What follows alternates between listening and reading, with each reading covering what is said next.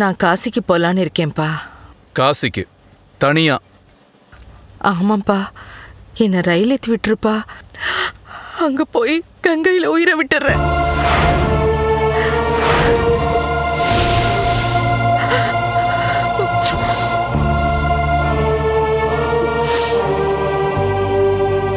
பாத்தியா மயிலு, அத்தை 2 நாள் இப்படி தான் புலம்பிட்டு இருக்காங்க. பாவம், என்ன கஷ்டமோ தெரியல, கேட்கவே கஷ்டமா இருக்கு. ஏமா இப்படியெல்லாம் பேசுற? உனக்கு இங்க என்னமா குறை? அத்தை, உங்க மனசுல ஏதோ குறை இருந்தா சொல்லிருங்க. மயிலுக்கு தெரியாத ரகசியம் இந்த வீட்டில் எதுவுமே இருக்கக்கூடாது. மா சொல்லுமா. அதெல்லாம் ஒன்றும் இல்லைப்பா, என்ன ரயில் ஏற்றி விட்டுருப்பா. இங்கேருந்து போனா போதும்னு இருக்குப்பா. அதான் ஏன்? என்கிட்ட காரணம் கேட்காதப்பா, எனக்கு இந்த ஊரே பிடிக்கல. ஊர் பிடிக்கலையா இல்ல உயிர் வாழவே பிடிக்கலையா? அப்படியெல்லாம் இல்லப்பா, கடைசி காலத்துல கடவுள் சன்னதியில உயிரை விட்டா மோட்சம் கிடைக்கும்னு சொல்லுவாங்க. அதான்ப்பா காசிக்கு போலான்னு இருக்கேன்.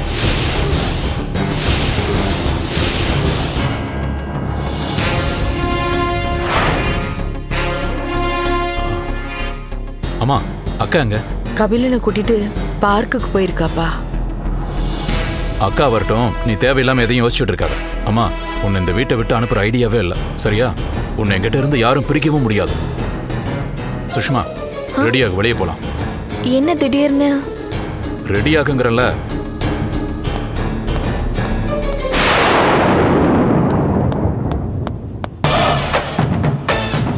ஏய், என்ன யோசிக்கிற? இன்னையோட உன் சாப்டர் க்ளோஸ். தங்கச்சி, மயில் உன்னை வெளியில் கூட்டிகிட்டு போகிறான், ஆனால் திரும்ப இந்த வீட்டுக்கு கூட்டிகிட்டு வருவானான்னு தான் சந்தேகமாக இருக்கு. இதில் என்ன மாப்பிள்ள சந்தேகம்? இவளை எங்கே கூட்டிகிட்டு போகிறான்னு நினைக்கிற? இவ அம்மா வீட்டு கூட்டிகிட்டு போய் தள்ளி விட்டுட்டு வர போகிறான். போடி, இன்னையோட எங்களை பிடிச்ச வீடை ஒழிஞ்சுது. உன்னை துரத்தி விட்டுட்டு வீட்டை பெனாயில் போட்டு கழுவ போகிறேன். தங்கச்சி, மயில் உன்னை கூட்டிகிட்டு போகிறத உன்னை கை கேள்வியோட தான். என்னை பகைச்சிக்கிட்ட என்ன ஆயிடுச்சு பார்த்தியா? இப்போ மயில் ரெடியாக சொன்னானே, சீக்கிரம் இப்போ ரெடியாகும்.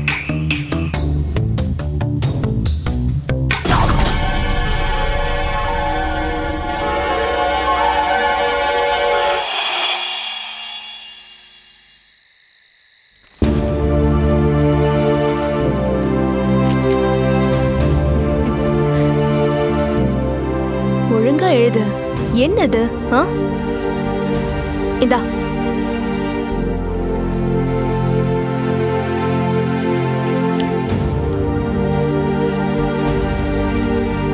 அப்பா, முடிச்சாச்சு. இந்த ஹோம்வொர்க் எல்லாம் யார் தான் கண்டுபிடிச்சாங்களோ. ச்சே. அம்மா, நான் விளையாடுட்டா? சரி, இதெல்லாம் எடுத்து வச்சுட்டு போ. போமா, நீ எடுத்து வைமா. ஏய் மாமா, விளையாடலாமா? முதல்ல நீ ஹோம்வொர்க் முடிச்சியா? முடிச்சாச்சு. வேணா அம்மா கிட்ட கேட்டு பாருங்க.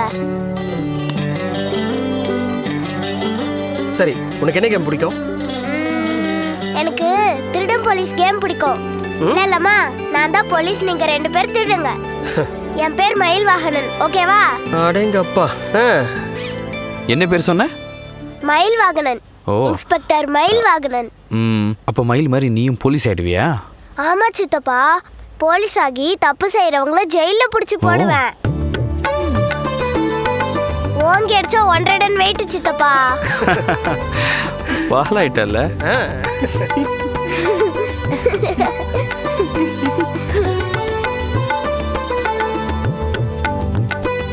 துவாரகேஷ், இன்னைக்கு ஒருத்த பேங்க்ல வந்து கள்ள நோட்டை மாற்ற முயற்சி பண்ணான்.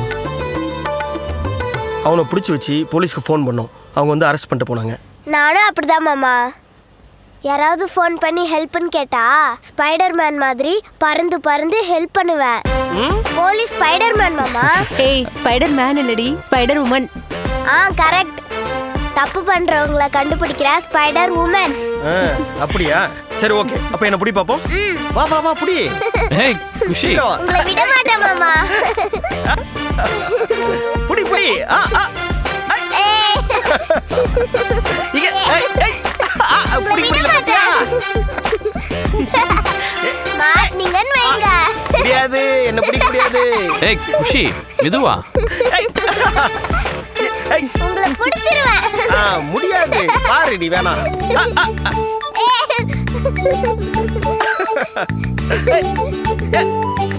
குஷி இங்க இங்க வா. நீங்க எங்க ஓடினாலும் தப்பிக்க முடியாது. அப்படியா? பாப்பா அதையும். உங்களை விட மாட்டேன் மாமா. இன்னும் பிடிக்கலையே. ஏய் குஷி அந்த பக்கம் போ. மாட்னீங்க அவ்வளவுதான் இன்னைக்கு. ஏமாண்டியா? விடாத ஸ்பைடர் விடாத. உமனை பாருங்க இப்ப. ஏய்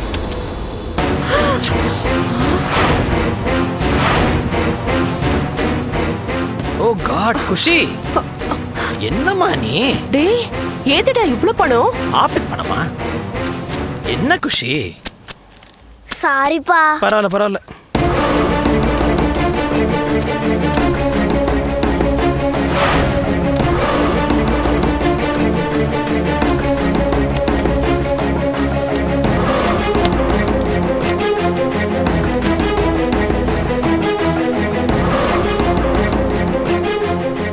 ஏங்க இவ்ளோ பணத்தை கையில எடுத்துட்டு வரலாமா? பணத்துக்கும் பாதுகாப்பு இல்ல, உங்களுக்கும் பாதுகாப்பு இல்ல. அதெல்லாம் ஒண்ணும் இல்ல. நீ வா குஷி வா. உமா, கிளையண்ட் ஒருத்தருக்கு நாளைக்கு அர்ஜென்ட்டா கொடுக்க வேண்டிய பணம் எங்க ஆபீஸ்ல உள்ள ஆளுங்க இன்னைக்கே பேங்க்ல இருந்து டிரா பண்ணி கொண்டு வந்துட்டாங்க.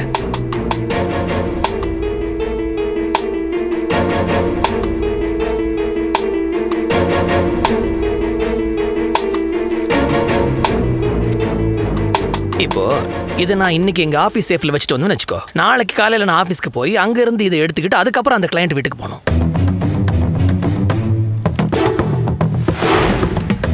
எதுக்கு அந்த வீண் அலைச்சல்னா இதை வீட்டுக்கு கொண்டு வந்துட்டேன். சரி சரி. ஏங்க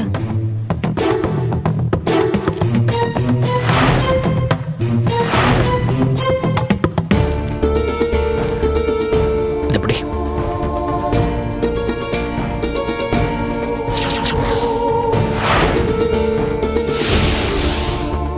மாப்பிள்ள, தேங்க்ஸ். இதை கொண்டு போய் உள்ள வச்சிரு.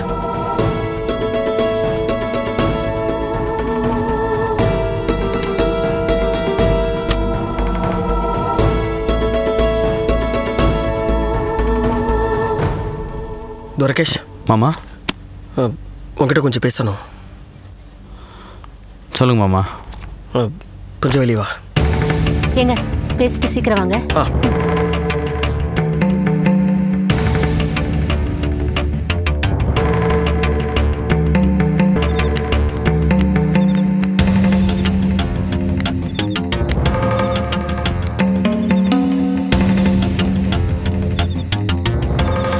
என்ன மாமா ஏதோ பேசணும்னு சொன்னீங்க?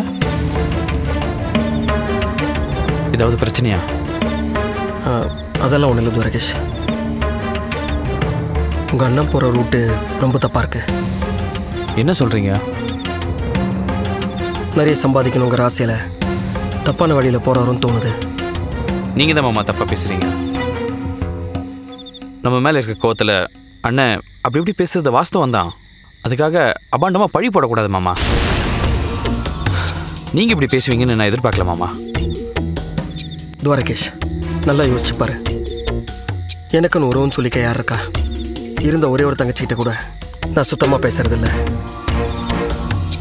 இந்த குடும்பத்தில் இருக்க ஒவ்வொருத்தர் மேலேயும் எனக்கு அக்கறை இருக்கு. யார் மேலேயும் வீண் பழி போட வேண்டிய அவசியம் எனக்கு இல்லை. இன்னைக்கு உங்கள் அண்ணன் கொண்டு வந்த பணத்தில் ஒரு நோட்டு பாருங்க என்கிட்ட வந்துச்சு. கவனிச்சியா? அந்த நோட்டு கள்ள நோட்டு. இது சாதாரண விஷயமும் இல்லை. இதில் போய் சொல்ல வேண்டிய அவசியமும் எனக்கு இல்லை. அது கள்ள நோட்டு தானே மாமா? நல்லா பார்த்தீங்களா? பேங்க் ஸ்டாஃப் எனக்கு தெரியாத கண்ணை மூடி தொட்டு பார்த்தாலே சொல்லிடுவேன் இது நல்ல நோட்டா கள்ள நோட்டாங்கிறத. நாங்கள் வேலைக்கு ஜாயின் பண்ணும்போது கள்ள நோட்டை கண்டுபிடிக்கிறதே எங்களுக்கு கொடுத்த முதல் ட்ரைனிங். மாமா அண்ணனுக்கே தெரியாமல் நடந்திருக்கலாம்ல மாமா? கொஞ்ச நாள் முன்னால் தான் ஹாஸ்பிட்டல் கவுண்டரில் கூட யாரோ 500 கள்ள நோட்டு கொடுத்துட்டு போயிட்டாங்க. அந்த மாதிரி யாராவது கொடுத்துருக்கலாம் இல்லையா? துவாரகேஷ், உங்கள் அண்ணன் ராஜுவை பற்றி எனக்கு தெரியாதா? அவர் தப்பு தண்டாக்கெல்லாம் போக மாட்டாருங்கிறது எனக்கு நல்லா தெரியும். ஆனால் நம்ம மேலே இருக்க கோவத்தில் பணம் சம்பாரிச்சே ஆகணுங்கிற வெறியில் தப்பான இடத்துல போய் சேர்ந்துட்டாரோன்னு தோணுது.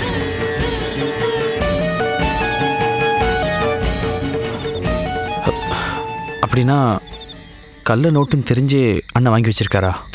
நான் அப்படி சொல்ல வரல. ராஜு வேலை பார்க்குற சொர்ணம் ஃபைனான்ஸ் கம்பெனியில் தான் ஏதோ ஒரு தப்பு நடக்குது. வேலைக்கு சேர்ந்து முழுசாக 1 மாதம் கூட ஆகலை. ஆனால் ராஜு கிட்ட எவ்வளோ பணம் போடுறது பார்த்தியா? அங்கே நடக்கிற தப்பு உங்கள் அண்ணனுக்கு தெரியாமல் இருக்கலாம். இல்லை அவருக்கே தெரியாமல் அவரை தப்பான வழியில் பயன்படுத்துகிறாங்களோன்னு எனக்கு சந்தேகமாக இருக்கு. என்ன மாமா என்னென்னமோ சொல்கிறீங்க? எனக்கு பயமாக இருக்கு மாமா. பயப்படாத. சொர்ணம் ஃபைனான்ஸ் கம்பெனியில் தப்பு நடந்தால் இவர் எப்படி பொறுப்பாக முடியும்னு உனக்கு தோணலாம். ஆனால் அவர் அங்கே வேலை பார்க்குறாருல, அதனால் அவருக்கு பிரச்சனை வர வாய்ப்பு இருக்குல்ல. அதனால தான் சொல்கிறேன், அவருக்கு பிரச்சனை வரதுக்கு முன்னாடி நாம் அவர் வெளியில் கொண்டு வந்தால் தான் அவருக்கும் சேஃப், நம்ம ஃபேமிலிக்கும் சேஃப்.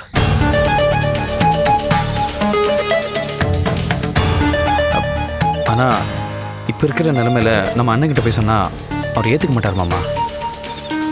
நம்ம பொய் சொல்கிறோம் தான் நினைப்பாரு. நீ சொல்கிறது கரெக்டு தான். இப்போ அவர் இருக்கிற மனநிலையில் நம்ம என்ன சொன்னாலும் ஏற்றுக்க மாட்டார்.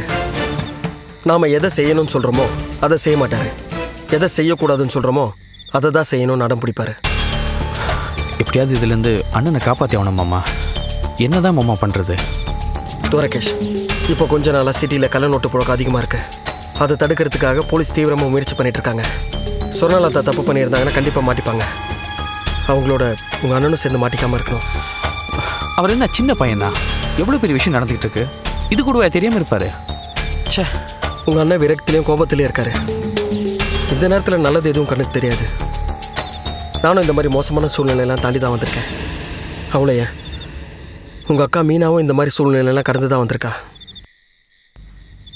ராஜீவ் ஏதோ தப்பான இடத்துல போய் மாட்டிக்கிட்டாரு. முள்ளு மேலே விழுந்த சேலை மாதிரி தான் இப்போ அவருடைய நிலைமை. பார்த்து கவனமாக தான் எடுக்கணும். என்ன ஆனாலும் சரி மாமா, அண்ணனை இதுலேருந்து நம்ம காப்பாற்றி ஆகணும். ஆனால் இதை பற்றி அண்ணன்கிட்ட யார் பேசுறது? பூனைக்கு யார் மணி கட்டுறதுன்னு கேட்குறேன். சரி, யோசிப்போம். சரி வா, வீட்டுக்கு போகலாம்.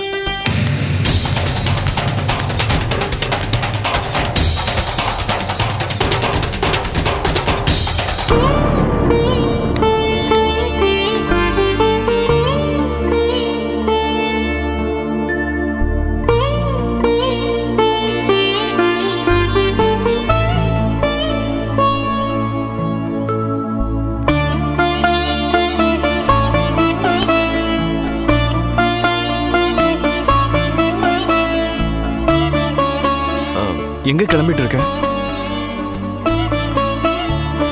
நான் கேட்கறது காதுல விடல. எங்க கிளம்பிட்டு இருக்க?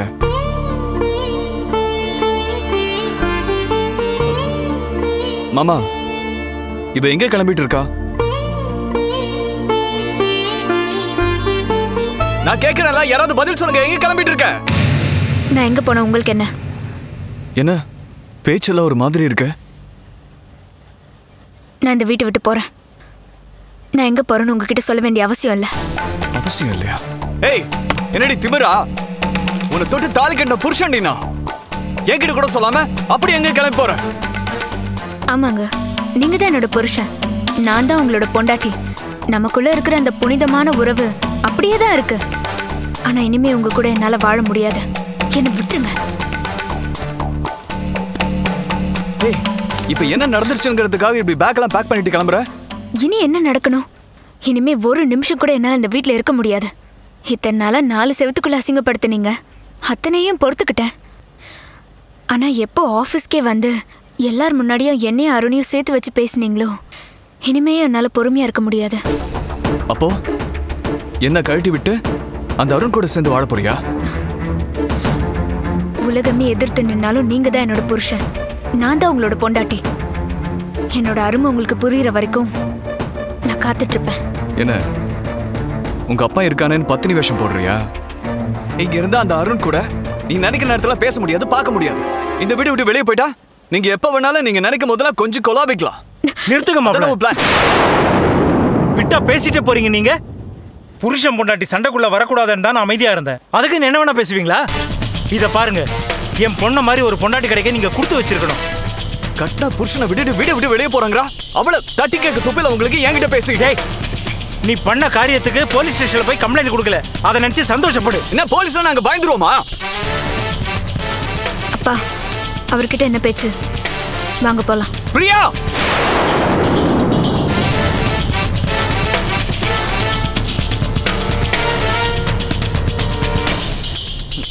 வீட்டை விட்டு வெளியே போனேன்னு முடிவு பண்ணிட்டியா? இனிமே இந்த நரகத்துல என்னால வாழ முடியாது. என் ஆளு விடுங்க, நான் போறேன். நல்லா யோசிச்சுக்கோ. திரும்பி வந்தனா இந்த வீட்டுல உனக்கு இடம் இல்லடி.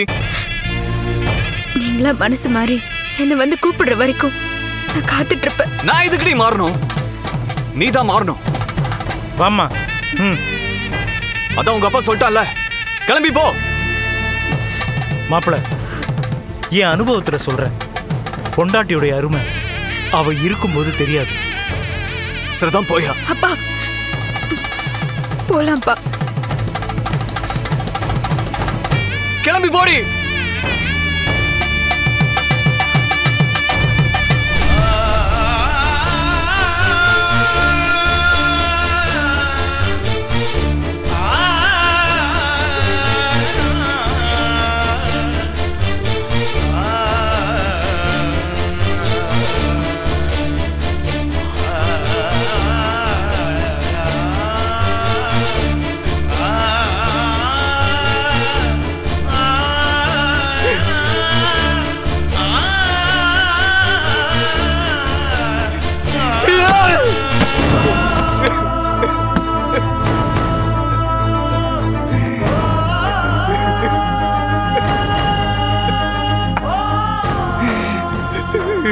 நீ எங்க இருந்தாலும் நல்லா இருக்கணும் பிரியா. நீ எங்க இருந்தாலும் நல்லா இருக்கணும்.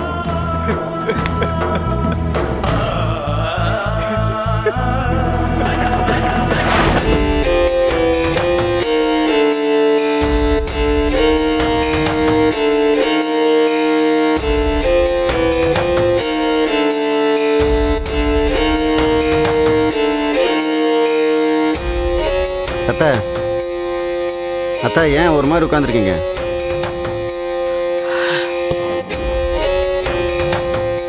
ஏன் ஒரு மாதிரி இருக்கீங்கன்னு கேட்டேன். மாப்பிள்ள, நீங்க பல குரல்ல பேசி மெயிலுக்கு அனுப்புனீங்க. நானும் என்னென்னமோ நடக்கும்னு ஆசைப்பட்டேன். இப்படி எதுவுமே நடக்காம புஷ்ஷுன்னு போயிடுச்சே. அதான் எனக்கும் புரியல. உங்களை பற்றி யாராவது தப்பாக சொன்னாலே மயிலுக்கு மூக்கு மேலே கோவம் வரும். இவ்வளோ பெரிய மேட்ரு நடந்திருக்கு. மயில் கடல் மாதிரி கொந்தளிப்பான்னு பார்த்தா ஸ்விம்மிங் பூல் மாதிரி அமைதியாக இருக்கானே.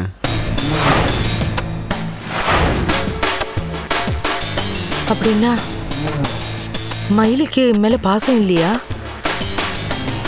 பொண்டாட்டி வந்ததும் மாறிட்டானோ? இல்லை, நேற்று மயில் சுஷ்மா வெளியில் கூட்டு போனான்ல, அங்கே தான் என்னமோ நடந்திருக்கு.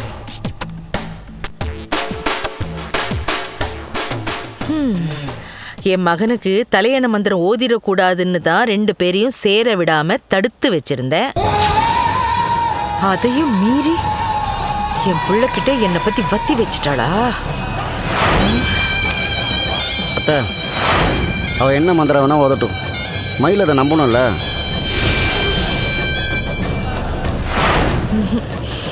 எனக்கு ஒரே குழப்பமா இருக்கு மாப்பிள்ள. விடுங்கத்த, இன்னும் 2 நாள் பார்ப்போம். இன்னொரு ஆடியோ ரெடி பண்ணி அனுப்புவோம். தன் முயற்சியில் சற்றும் தளராத வேதாளம் மாதிரி ஏதாவது பண்ணிகிட்டே இருப்பாத்த. சுஷ்மாவை நிரந்தரமாக இந்த வீட்டு விட்டு துரத்துற வரைக்கும் ஏதாவது பண்ணிகிட்டே இருப்பாத்த. நீங்கள் எதுக்கும் கவலைப்படாதீங்க.